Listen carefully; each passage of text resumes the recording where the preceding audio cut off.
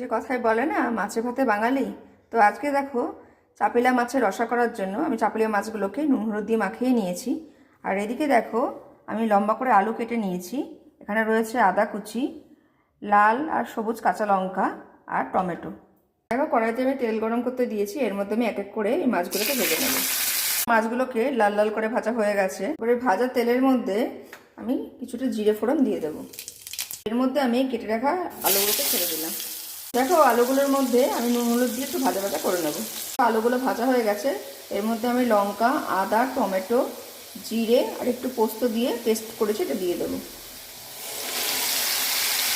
দেখো, এই মশলাটার মধ্যে আমি অল্প জল দিয়ে আর হলুদ দিয়ে এটাকে কষিয়ে নেব। এটা কষে এসছে, এর মধ্যে আমি জল অ্যাড করে দেবো।